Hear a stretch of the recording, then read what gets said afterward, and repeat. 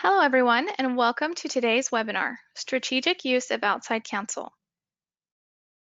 Before we get started, I'd like to go over a few items so you know how to participate in today's event. You have joined the presentation listening using your computer speaker system by default. If you'd prefer to join over the telephone, just select Phone in the audio pane and the dial-in information will be displayed. You will have the opportunity to submit text questions to today's presenters by typing your questions into the question pane of the control panel. You may send in your questions at any time during the presentation. We will collect these and address them during the Q&A session at the end of today's presentation. The slides for today's program are available under the Handout section of your participant pane on the right of your screen. Today's webinar is being recorded and you will receive a follow-up email within 24 to 48 hours with a link to view the recording. There's also a 2-question survey after the webinar for you to provide feedback on today's program. I'd now like to introduce Kristen Biedinger. Kristen is a shareholder at Tucker Arnsberg, where she co-chairs the firm's intellectual property and privacy, data security, and technology practice groups. She works closely with clients to identify, evaluate, and protect intellectual property, and regularly advises clients on issues related to intellectual property portfolio management, strategy, and best practices in corporate data governance. Kristen previously served as in-house counsel for a Pittsburgh-based technology company and leverages that experience to provide practical, business-oriented legal advice. As a result of that experience, Kristen also works closely with her clients' in-house legal and procurement departments to mitigate corporate risk and provide efficient and consistent review of high-volume contracts. Her full bio can be found on the Tucker Arnsberg website. Over to you, Kristen. Thank you, Cheyenne. And thank you to all of the attendees who are joining us this afternoon. First and foremost, we at Tucker Arnsberg want to extend our thoughts and our best wishes to you and all of your families. We know that these are challenging times and that many of you have been affected by COVID-19. We hope that you are all staying safe and staying home. We also want you to know that we are here to support you. We are fully up and running remotely, and we are able to assist you with any needs that you may have. I encourage you to reach out with any questions or concerns, either to myself or to any of my colleagues. You can find a full list of our attorneys and their specialties on our website at www.tuckerlaw.com. If you are unsure who to contact I invite you to please send your question to me, and I will ensure that it makes its way to the proper person. This is the first of what we expect to be many webinars hosted by Tucker Arnsberg. And when we were planning the presentation for today, we specifically wanted to start with a topic that would be applicable not only to our current clients, but also more broadly to our community. And that is the question of, when should I engage outside counsel? And also, how can I be sure that I am getting the most value out of that engagement? Now, for some of you, the events of the last few weeks may have answered this question. You may have reached out to legal counsel for the first time, or maybe the first time in a long time, to get advice and guidance around how to manage the effects of COVID-19 on your business or your families.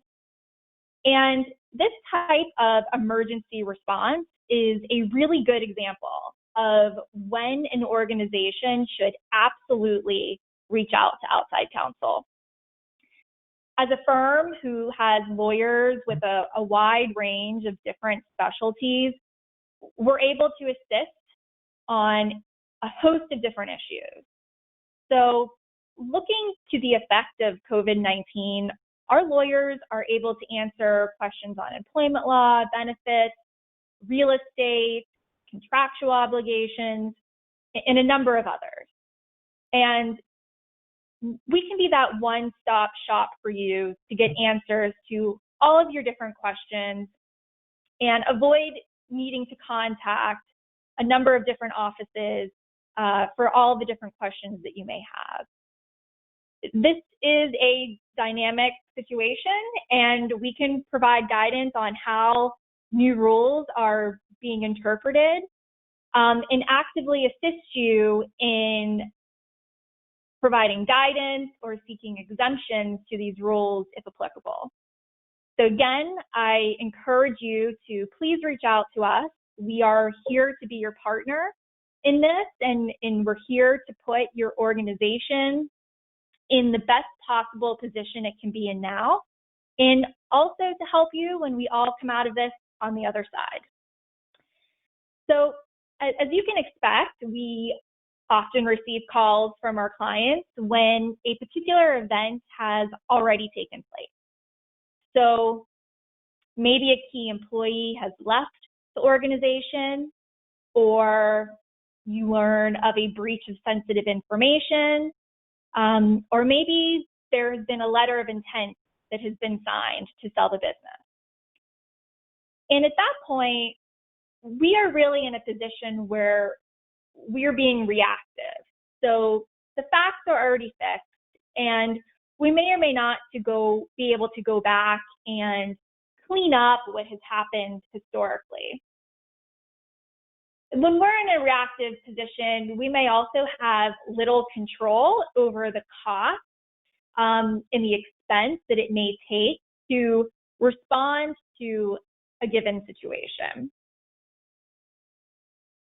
And while we certainly encourage you to give us a call when one of these events occur, the goal today is to provide examples of how outside counsel can be used strategically in a proactive manner, in a way that can really drive value to the organization by providing advice and recommendations that can then be leveraged over time. So, as I said earlier, we are really here to be your partner. And I see the best relationship with outside counsel as one where outside counsel is really an extension of your own team. So whether that is an extension of your own in-house legal department or of your in-house management team, if your organization does not have in-house counsel, we want to know your business. We want to know what your key risks and goals are, and that'll put us in the best position to support you. As Cheyenne mentioned, in a past life, I worked as in-house counsel, and I know how important it is to have a good relationship with outside counsel and to ensure that you really are getting the most value out of those very, very precious legal dollars that are spent. The examples that I'm going to go through today are good examples of when outside counsel can be used effectively to really focus those legal dollars and focus those dollars on projects that will give the organization the most bang for their buck. And again, we want to provide examples of when outside counsel advice can be effectively leveraged over time. When I think about the different types of scenarios or the different circumstances where I recommend engaging outside counsel, I really see three categories or three types of scenarios where outside counsel can be very effective. The first type of scenario is when the organization needs or wants to build corporate infrastructure. So when I talk about corporate infrastructure, I'm talking about policies, procedures, processes that can be implemented and applied across the organization and used to provide guidance in often cases some guide rails to employees and management that are intended to last a long time. So one really good example of corporate infrastructure are HR policies or employee handbooks. And while those are certainly excellent examples, one example that I wanted to highlight today is one that we may not readily think about. And that is how the organization can put processes in place for reviewing contracts. And with some help from outside counsel up front, organizations can put these processes in place and then implement them using their own staff. The second type of scenario where outside counsel should be engaged is when there is a need for a rapid response. Now, prior to the events of these last couple of weeks, the first example that would come to mind, and the example that I'm going to work through today, is responding to a data breach. Certainly, with the impact of COVID-19, this is a good reminder for all of us that we need to plan for scenarios that may seem unlikely to occur, or in the case of COVID-19, at least know who to reach out to when they do occur. So putting a plan in place that will allow the organization to respond in the event of an emergency or unplanned circumstance is the second example that I'll walk through this afternoon. And lastly, the third type of scenario where I recommend engaging outside counsel is for what I call special projects. And this category is really a catch-all for those particular situations where there is a need for a certain expertise. And it may be that the organization doesn't have this expertise internally, or maybe the organization does have the expertise, but that individual or individuals need some additional support. And a good example here is when an organization is conducting an intellectual property audit. It is really essential that the organization gets assistance from someone who has expertise in intellectual property. You need someone who knows what issues to look for, how to fix any problems, but also to identify potential opportunities.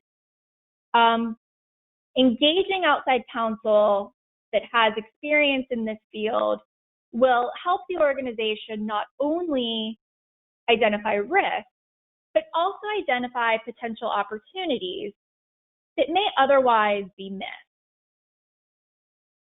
So turning now to our first example, where we are using contract review processes to build corporate infrastructure, there are a number of benefits to putting these processes in place. And a lot of the benefits that I'll discuss today are common to all of the other examples. So as I already mentioned, the ability to be proactive, to think through issues ahead of time, and to leverage the initial cost or investment in outside counsel over a long period of time. Those benefits are common to all of the examples that I'll walk through today. But specifically in the field of contract review processes, there are some additional benefits. The first being that providing these processes and procedures, enables the organization to ensure that contracts are being negotiated and reviewed in a consistent manner. So this is very important because as an organization, you don't want all of your contracts containing different terms, right? You want some predictability in terms of what your obligations are, what your rights and remedies may be, and also what your potential financial risk may be under a particular contract.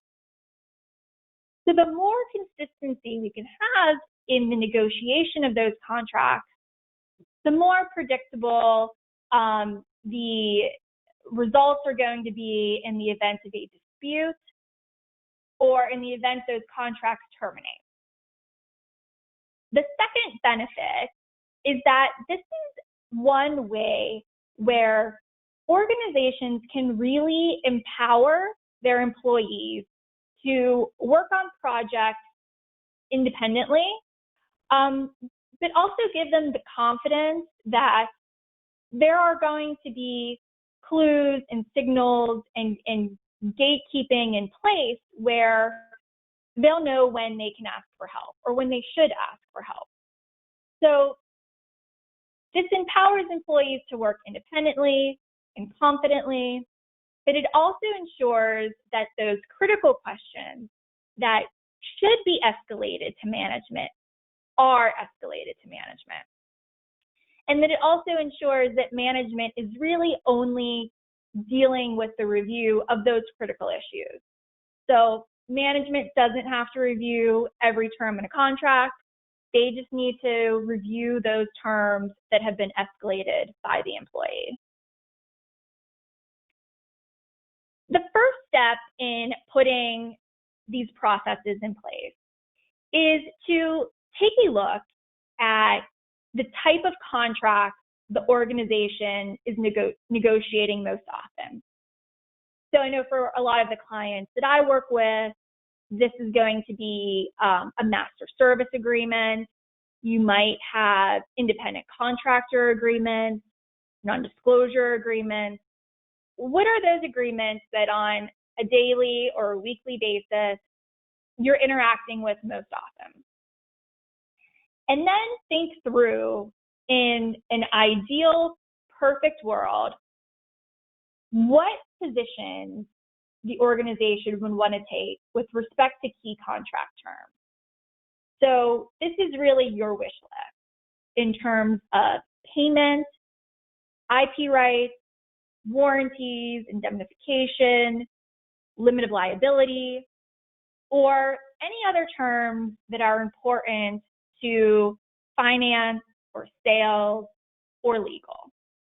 And I know that often we focus on legal implications of contract terms, but putting together this wish list is a really great way to engage other departments in the organization and ensure that their needs are being met. And any hurdles that you may run into in the contract negotiation process can be ironed out. And then you take all of these ideal terms and create a template. And this is something that outside counsel can assist with in terms of generating that template and putting together your preferred position.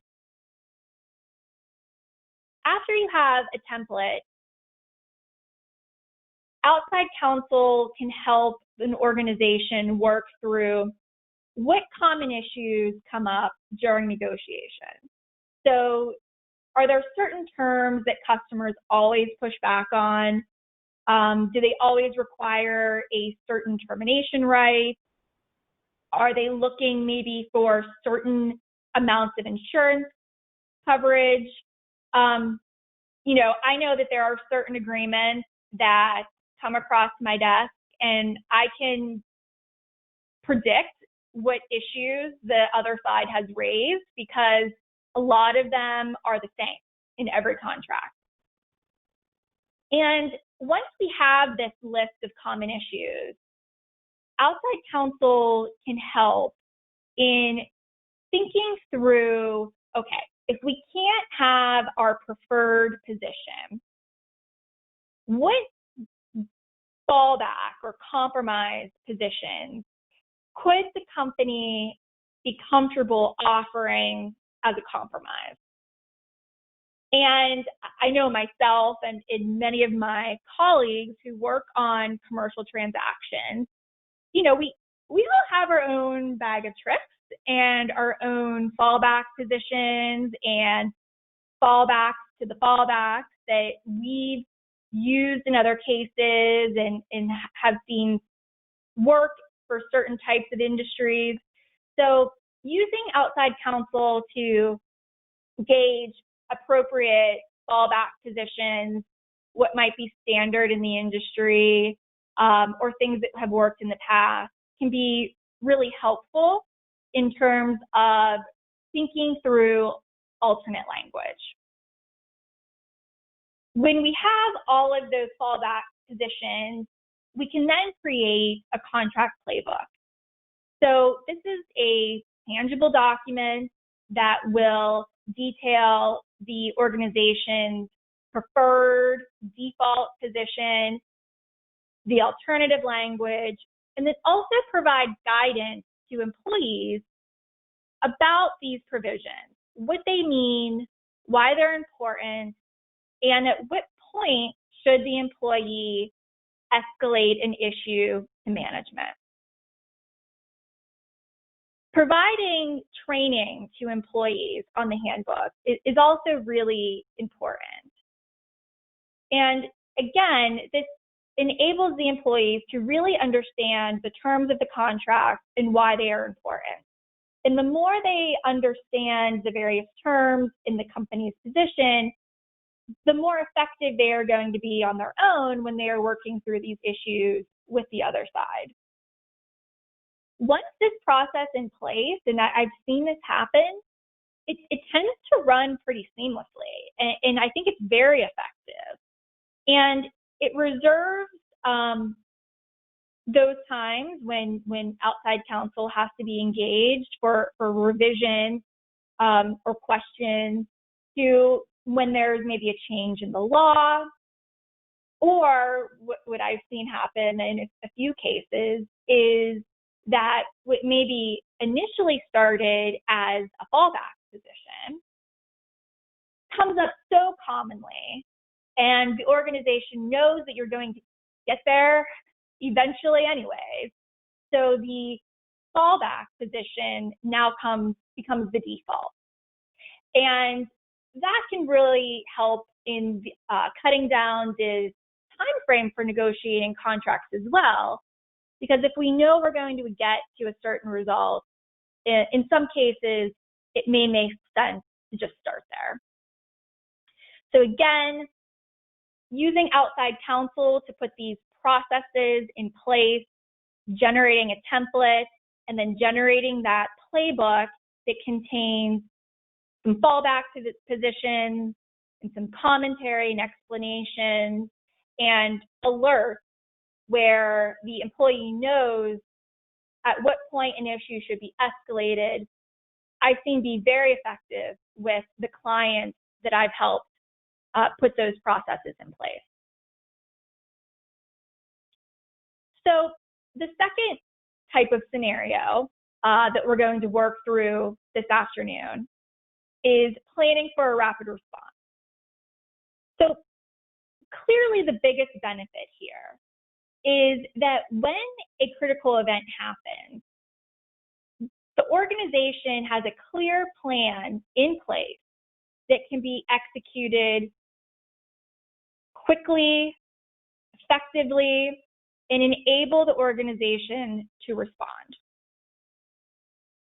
So if we work through our example of a data breach response plan, the trigger here is that the organization learns that there has been some unauthorized access to or disclosure of sensitive information. So when we think about sensitive information, this could be protected health information, maybe it's personally identifiable information, or maybe it's other confidential or trade secret information of the organization. And when we think about data breaches, we tend to think that they occur through a bad actor, right? So a phishing scheme or some other targeted attack. And this is certainly true. This is a very common way that sensitive information could be disclosed.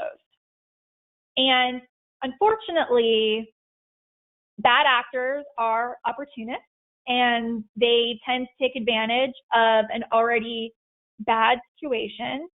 And so even in the last couple of weeks, I've seen data breaches occur where a bad actor was using COVID-19 as a guise or a way into a system. I myself have received emails where COVID-19 is in the subject line to get your attention. And then when you look at the email, maybe see a suspicious link, it's pretty clear that the email is a scam and it was using COVID-19 to catch your attention. But these disclosures of sensitive information can also be inadvertent. So maybe somebody in the company gets access to information they shouldn't otherwise have. Employee social security numbers, or health information. And I mean, now that we're all working remotely, it's even more critical that organizations put controls in place to protect this information. We can't rely on locked cabinets and closed doors when everything is now in the cloud.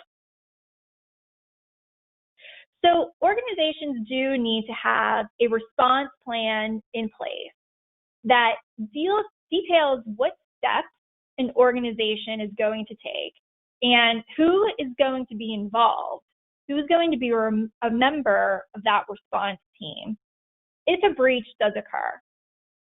And I know if you haven't gone through this process before, it can seem a bit overwhelming and you might not know where to start. So what I recommend is breaking the response plan down into phases. So phase one, the first thing you want to do is to verify and contain the breach. So you want to stop the bleeding, right? You want to stop the flow of information. You want to ensure that if you have to take a system offline, that happens. If you need to lock someone out of a computer, that happens, but stop the flow of information. Next, you want to assess the breach. So what is the scope of this disclosure? What information has been accessed? Who was affected? What federal or state laws might apply to the disclosure of that information? And what legal obligations does an organization have because this disclosure happened?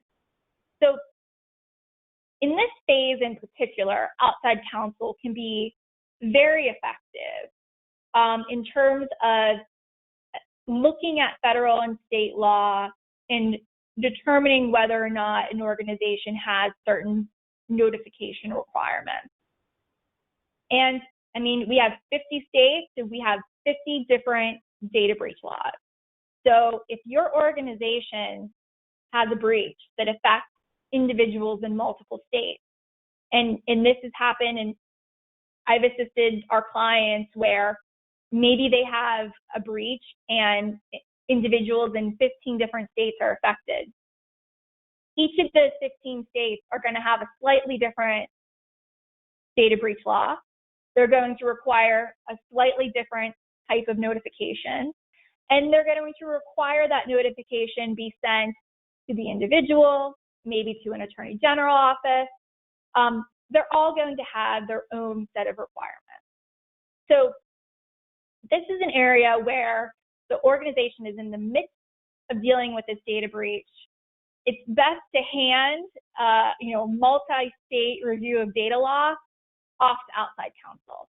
Let us take that piece of this. Let us determine what obligations you have, and let us help you meet those obligations. The third phase in a data breach response plan is ensuring that you do comply with all of those notification obligations. So here we can ensure that the proper notices make its way to the proper people that have to be notified. And then, of course, the fourth phase, once the dust settles, it is really important for an organization to take a step back, look at what happened, see if there are any ways where controls can be tightened up, maybe some additional employee training can happen. What steps can the organization take to prevent this from happening again in the future? Outside counsel can be really helpful with those recommendations. And we can also be helpful in looking at what rights, remedies, or obligations an organization may have under their various contracts. So oftentimes I'll see requirements in contracts that if there is a breach or a suspected breach, that the owner of that information has certain audit rights, rights to report, rights to certain meetings, and require the organization to collaborate with them on mitigating risk. So, not only does the organization have to deal with the data breach, but then they also have to deal with not only their legal requirements under federal and state law, but also their contractual requirements. So again, this is a piece of the puzzle that can be sent to outside counsel. Let us work through the contract language and let us determine what, if anything, needs to be done.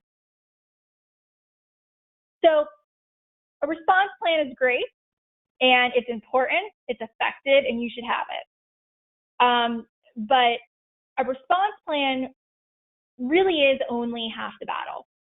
And while it's critical to enable the organization to respond very quickly if a breach does occur, there is some additional homework that every organization should do up front that can inform that plan, make it more practical, and make it more robust. And by taking these proactive steps to really understand what the organization's data practices are, what data is collected, how is it stored, when, if ever, is the data deleted. Starting with an audit of these potential vulnerabilities and addressing the vulnerabilities helps the organization reduce risk on the front end. And again, these data audits are a really good use of outside counsel because we can come in, we can be very objective in our review of the practices that are in place, and we can provide suggestions for improvement based on what we see other organizations in the industry doing, or what is best practice for putting these policies and procedures in place. Other places where organizations can use outside counsel to add value, again, interpreting rights and remedies under contracts. I think this is a critically important and a very good use of outside counsel. So for example, if you are a vendor or you use a vendor to host your data, what does the contract say the parties' obligations or remedies are if there's a breach? Who pays for the cost of complying with notification requirements? These are all questions that outside counsel can help you answer and ensure that your in-house team is thereby freed up to respond to the business needs when a data breach does occur. So moving into our third and our final scenario, where I see engaging outside counsel to be very beneficial and very effective, are these special projects where a certain expertise is necessary. And the example here is the intellectual property audit. And I see many benefits to an IP audit. Certainly, this is a way to identify potential risks, to find out where the organization may not have the IP protection that it thinks it has or that it needs. But these audits are also a really good way to identify opportunities for an organization.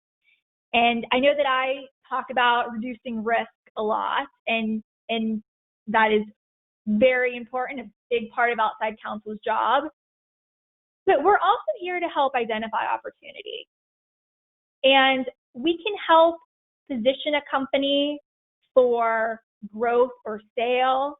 We can plug any holes there may be in an IP portfolio by filing additional applications. And we can also provide valuable information to the business and technical teams regarding maybe a long-term strategy around product development, make competitors in this space, and what it might cost to put together an IP portfolio around a particular line of business. Another benefit to an IP audit is that it enables the organization to start treating their intangible assets in the same way they treat their tangible assets. So, I make the joke that if a client is selling a particular product, they know exactly how many units of that product they have in the warehouse. But they may have no idea what intellectual property protection they've secured around that product, what the opportunities might be to secure intellectual property in that space, or what their competitors' IP landscape looks like. So I have done audits for clients where we have found some very interesting results. You can find competitors that you did not know that you had, because patent applications are typically filed far in advance of when a product may be commercialized. So you can get a head start on this competitive intelligence and start putting a plan in place to address any issues you may have down the road when you and that particular competitor are now operating in the same space. So there are several types of IP audits, and the organization can work with outside counsel to determine what the best structure to use is, and really use outside counsel to tailor the audit so that we can answer specific questions or concerns that an organization may have. So, for example, if the organization wants a general snapshot of the IP landscape, maybe you are preparing for a meeting with a potential investor, maybe you're preparing for a board meeting. A general IP audit can be done where we give you a snapshot of where things are.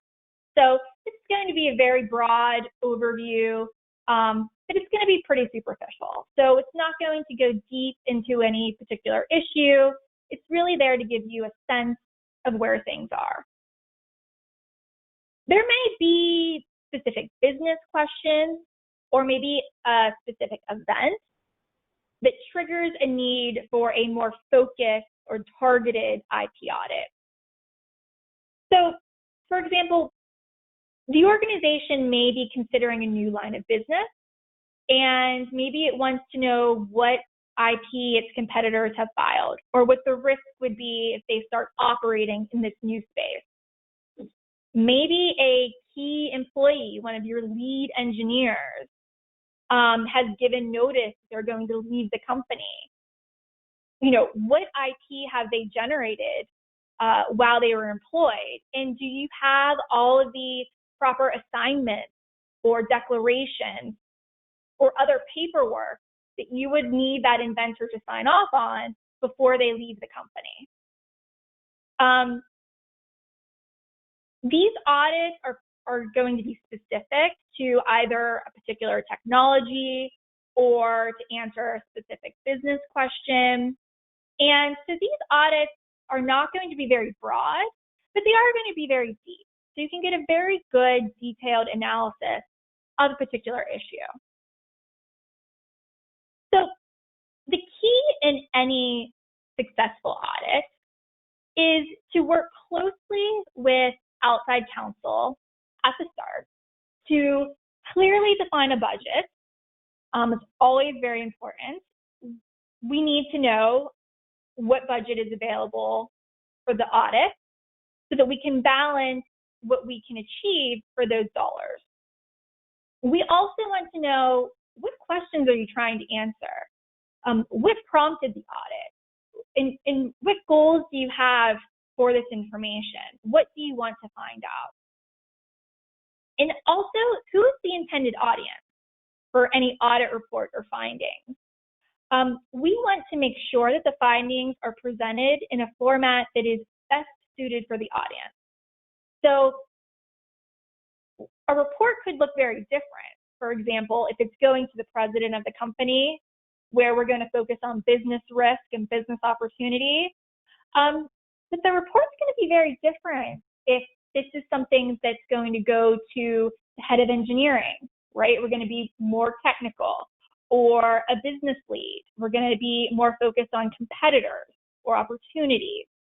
So having a really good detailed plan at the start of the audit will ensure that the results are really valuable to the organization and that they answer the questions you're looking to answer.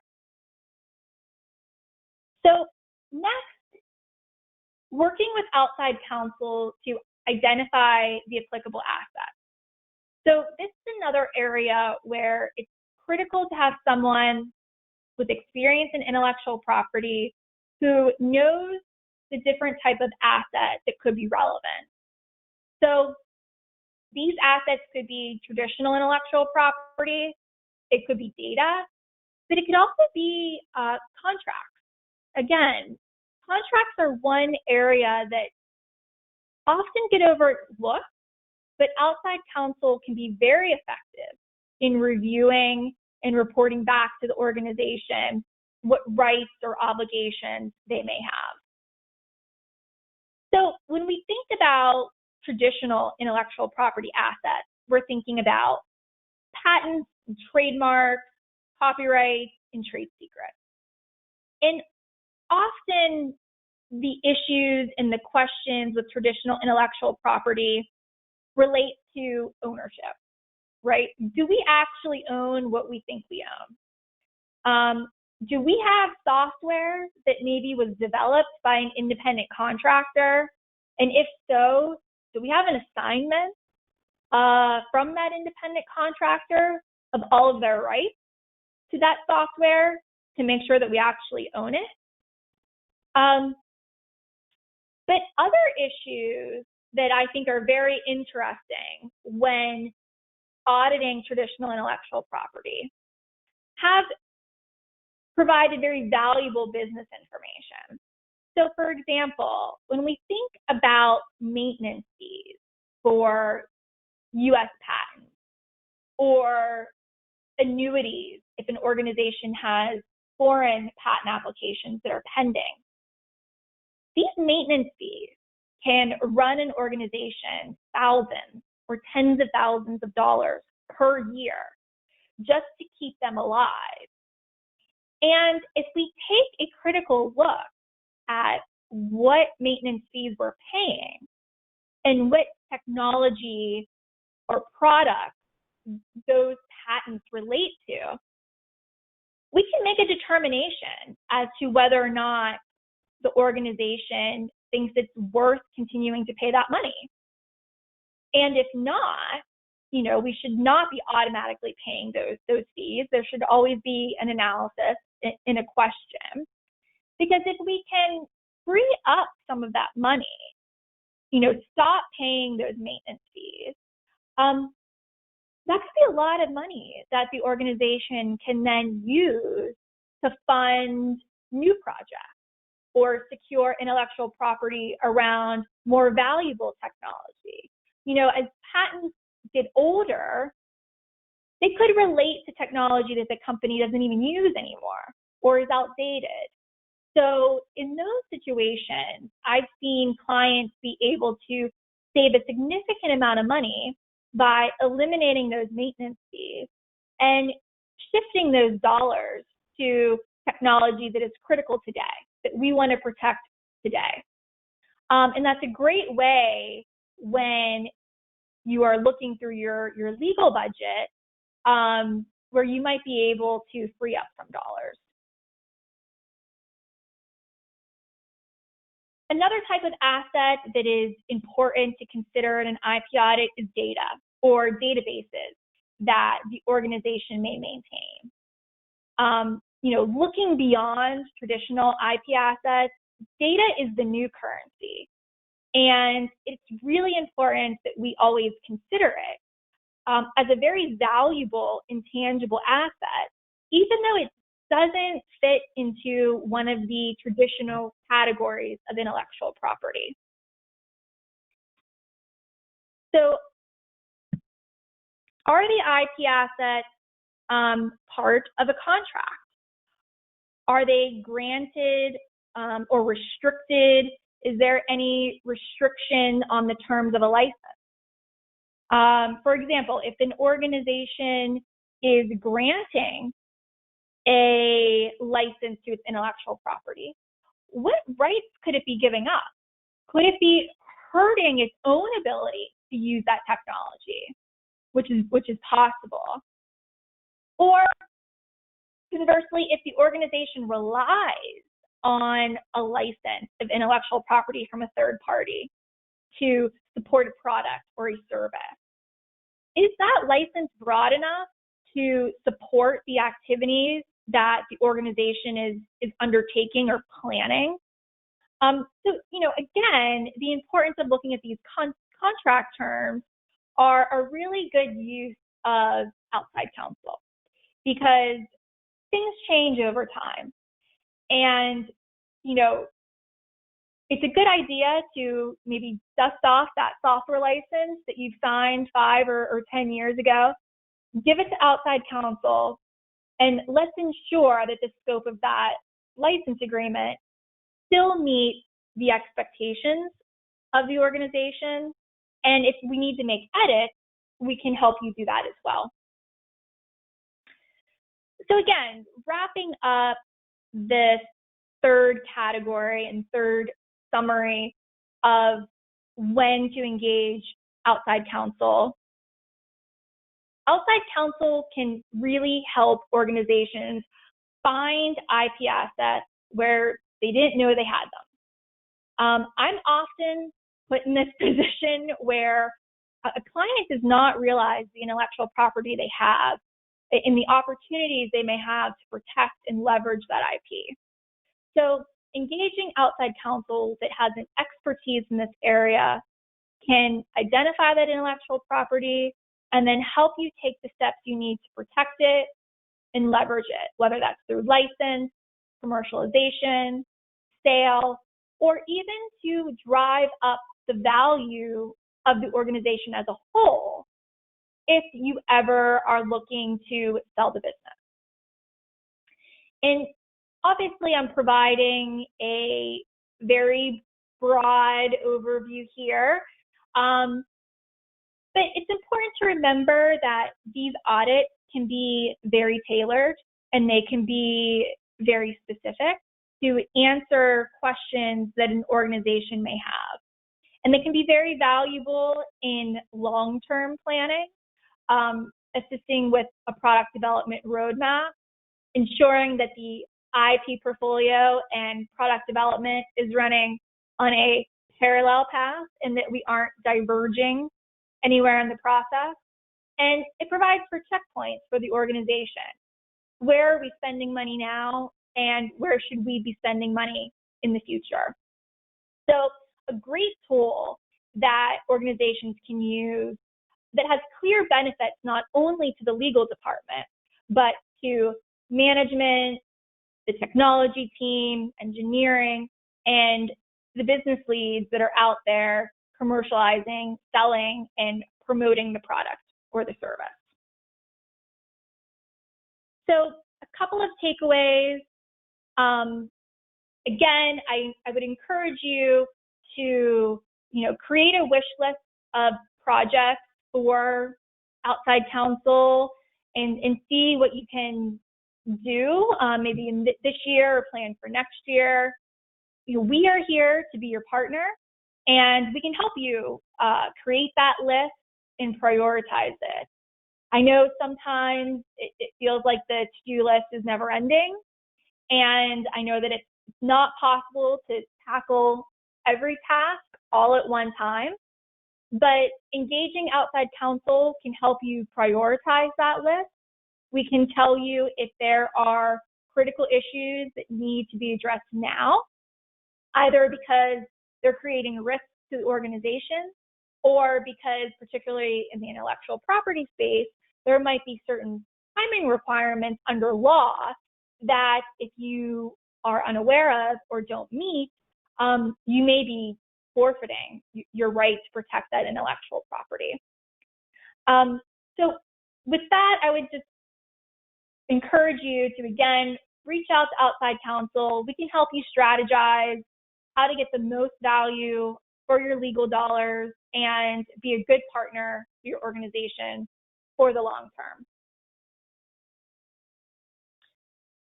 So we do have some time if there are any questions from the audience. We have about 8 minutes, and I would be happy to answer any questions that you may have.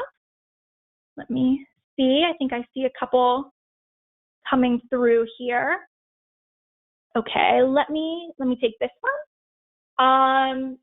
We are a small company that acts as a vendor of products to very large companies. We are forced to sign our customer agreement and typically cannot use our template. How can we streamline our review process when we have to use the customer's agreement? Okay, so this is a very good question. And I know that this happens a lot. And you're right. We may not always be able to use our own template, but there is still a lot of value in going through this exercise, and we can still put processes in place to help streamline your review. So what I would recommend is to still start with your wish list of terms. There's value in thinking through what you would want in your ideal scenario. And then look at the typical customer agreement and cross-reference the two. What are the key issues? And maybe you just focus on the top 5 or 7 critical issues that you may have and see how far apart you are. And then start thinking through what positions you could take as a compromise to try to meet in the middle. So maybe you aren't going through and generating your own template, but maybe you have a short cheat sheet of those key critical terms that you either absolutely cannot budge on or where you feel comfortable offering a compromise position. And focusing on truly those, 5 to 7, maybe it's 3 to 5 key issues. Understanding that you don't have the leverage in the negotiation, but you still have an obligation to ensure that you are trying to reduce risk to the company as much as possible. And by focusing on those key critical issues, you are still achieving the goal of providing consistency and predictability throughout your agreement, um, focusing on the potential financial risk, so the limit of liability. That is a really good way to ensure that even if everything else in the agreement is in the customer favor, you are certain as to what the potential financial risk may be. And there might be other ways to address concerns. So, sticking with limit of liability, I always balance limit of liability with indemnification. And, if under the limit of liability, we're talking about ultimately the potential financial risk. And if we can make the bucket of money small enough, we may be more flexible on other terms, and we might be able to give more types of indemnification because we're confident that we're only going to have a certain amount of risk. So my answer to the question is to think through a similar exercise. What's your ideal scenario? What are those, 3 to 5 or 5 to 7 absolute key critical terms? And can you put together a cheat sheet? And again, reach out to outside counsel for assistance on this. But what is the cheat sheet that every employee should be using? And maybe it's not even a in-house lawyer or contract manager. Maybe it's the sales team who's actually has the task of reviewing these terms. If you give them a cheat sheet of those key issues, then they can be empowered to push back when needed and ensure that there are points in place where the contracts are being reviewed consistently. So that would be my recommendation there. And I think we just have a couple of minutes, and so I think I'll sneak in one more question that I think I can answer quickly, and that is any good advice for creating a legal budget? Yes. I know that this is a very challenging task. I know when I was in-house counsel, I often struggled with creating a budget because we're trying to predict the future. But what I suggest is, come up with a wish list again and get a quote from outside counsel as to what they think it might take to work on all of those projects. And then I would double it. The joke with contracting when you're having repairs done, I think is always, double the time and double the cost. I think you should do that as well, because you don't want every dollar in your budget to be accounted for or allocated. You want to make sure that you have dollars there for those emergency circumstances where you need outside counsel to assist on some unforeseen circumstance. And then lastly, I would just say to never leave legal dollars on the table. If you get to the end of the year and you have money left, give me a call. I will find a good use of that money. We can prepay for services. We can provide comprehensive organization-wide training. Budgets are use it or lose it. And we never want you to miss the opportunity to get real value for those dollars. So please be sure to reach out to us. And with that, we are close to the end of the hour. So I'm going to toss things back to Cheyenne to wrap us up for the day. Thank you, Kristen. That was a great presentation. On behalf of Tucker Arnsberg, thank you for joining us today. Please take a few minutes to complete the feedback survey and have a great rest of your day. Stay safe.